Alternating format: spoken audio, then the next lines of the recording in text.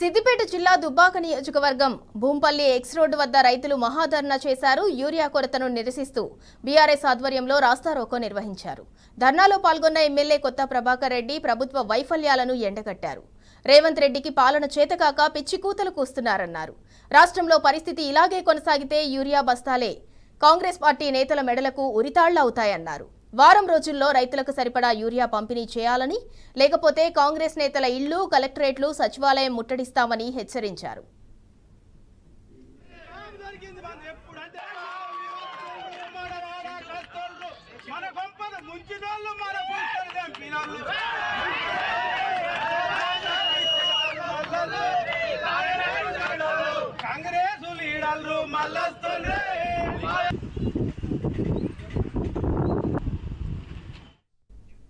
కాంగ్రెస్ ప్రభుత్వంపై BRS MLA కొత్త ప్రభాకర్ రెడ్డి నిప్పులు చెరిగారు. రేవంత్ పాలనలో యూరియా కోసం రైతులు అష్టకష్టాలు పడుతున్నారని మండిపడ్డారు.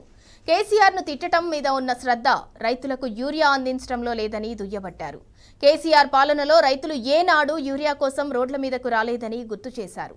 ఇది కాలం తెచ్చిన కొరత కాదని, ప్రభుత్వం సృష్టించిన కొరత అన్నారు. మార్పు అంటే రైతులను రోడ్ల మీద నిలబెట్టడమేనా అని ఎద్దేవా చేశారు.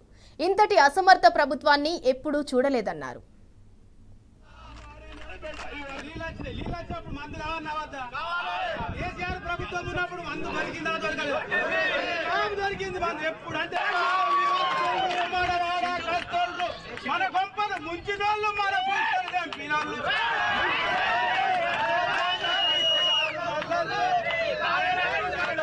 కాంగ్రెస్ లీడర్లు మళ్ళొస్తుంది.